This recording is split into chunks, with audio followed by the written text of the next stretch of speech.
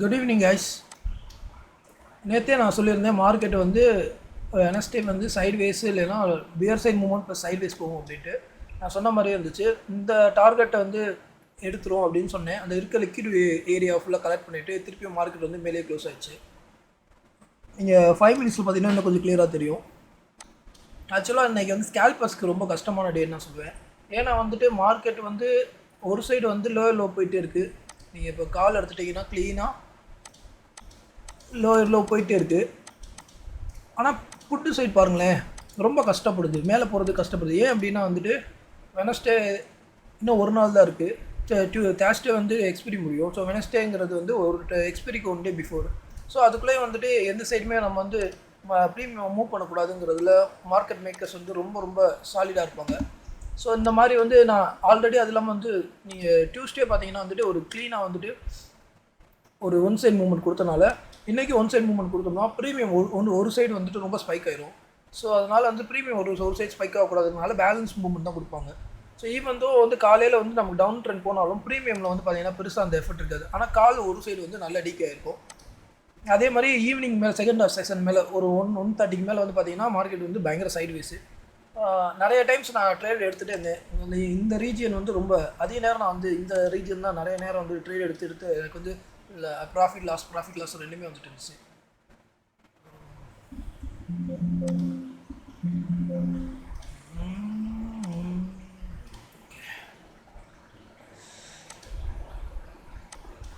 மெயினாக பார்த்தா இந்த ஏரியா ஓகே, இங்கே ஒரு அழகான ட்ரையாங்கிள், அசனிங் ட்ரையாங்கிள் இருந்துச்சு. ஸோ இது மேலே உடச்சி போகணும்னு தெரியுது, பட் வந்து ஆனால் எப்போ போகணும்னு தெரியாது. ஸோ ஆப்ஷன் பையிங்கை பொறுத்தளவு வந்துட்டு நமக்கு டேரெக்ஷன் மட்டும் தெரியக்கூடாது, அந்த டேரெக்ஷனோட எந்த டைமிங்கில் வந்து இருக்குதுன்னு தெரியணும். அப்படி இல்லை அப்படின்னா நம்ம டிகேல மாட்டிக்கணும். ஸோ எக்ஸாம்பிள் வந்து நம்ம இப்போ இங்கே நம்ம எடுத்துருந்தோம்னு வச்சுக்கோங்களேன், திருப்பி டவுன் லாஸ் ஆகிருப்போம். இங்கே எடுத்திருந்தாலும் திருப்பி லாஸ் ஆகிருப்போம். ஸோ கரெக்டான டைமிங்கில் எடுக்கலை அப்படின்னா வந்துட்டு இன்றைக்கி லாஸில் தான் நம்ம எண்டப் ஆகிருப்போம். இன்றைக்கி வந்து ஆப்ஷன் பையர்ஸ்க்கு வந்து ஒரு டிஃபிகல்ட்டியான டே தான் என்னை பொறுத்தவரை நான் சொல்லுவேன்.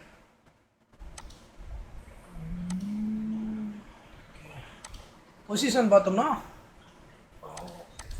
இது நான் வந்து இன்றைக்கி ப்ராஃபிட் ஏர்ன் பண்ணது வந்து 89,000.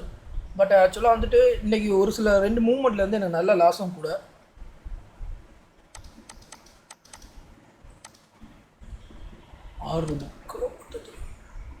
ஸோ காலையில் நான் எப்பயும் போல் பார்த்தேன் ஓஹெச் இருக்கா அப்படின்ட்டு. கால் சைடில் ஓஹெச் இருந்துச்சு. ஸோ ஓஹெச் பேஸ்டாக வந்து ஒரு ட்ரேட் எடுத்தேன். அந்த ட்ரேடில் வந்து ஒரு ப்ராஃபிட் பார்த்துருப்பேன் இந்த காலில் எடுத்த ட்ரேடு. அதுக்கப்புறம் பார்த்தீங்கன்னா ஃபுல் அண்ட் ஃபுல் வந்து மார்க்கெட் வந்து ஓவராலாகவே இந்த இடத்துலேருந்து ரிவர்ஸ் ஆக ஆரம்பிச்சிச்சு.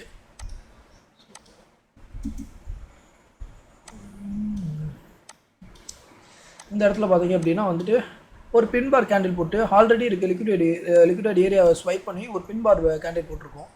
ஸோ இங்கே ஒரு சின்ன ஒரு புட்டு எடுத்திருப்பேன். ஸோ அதுக்கு முன்னாடி வந்து ஒரு ஓஹெச்சில் வந்துட்டு இங்கேருந்து இங்கே ஒரு கால் ட்ரேடும், அதுக்கப்புறம் இங்கே ரிவர்சலில் வந்து ஒரு புட் ட்ரேடும் எடுத்திருப்பேன். அதுக்கப்புறம் பார்த்தீங்கன்னா ஃபுல் அண்ட் ஃபுல் ஸ்கேல்பிங் தான் எடுத்துருப்பேன் மார்க்கெட்டில். மார்க்கெட்டில் நீங்கள் ரொம்ப நிறைய ஆர்டர்ஸ் எடுத்திருப்பேன். ஏன்னா நான் 2-3 டைமிங் வந்து நான் ட்ரை பண்ணி மார்க்கெட் வந்து கால் சைடில் வந்து ப்ரீமியம் வந்து ஸ்பைக் ஆகாமல் ரிவர்ஸ் ஆகிட்டே இருந்துச்சு. ஸோ ப்ராஃபிட் லாஸ் தான் இன்றைக்கி டே போச்சு. ப்ரோக்கரேஜ் இன்றைக்கி கொஞ்சம் கூட வந்திருக்கு. ஓவராலாக வந்து ப்ராஃபிட் டே தான், ஆனால் ரொம்ப கஷ்டமான டே ஃபார் ஆப்ஷன் பையர்ஸ்க்கு வந்து ஒரு டிஃபிகல்ட்டியான டே தான். மண்டே டியூஸ்டே வந்து கொஞ்சம் ஈஸியாக இருந்துச்சு. அதை கம்பேர் பண்ணும்போது இன்றைக்கி வந்து கொஞ்சம் கஷ்டம். ஏன்னா ப்ரீமியம் ஒரு சைஸ் ஸ்பைக்கே ஆகலை.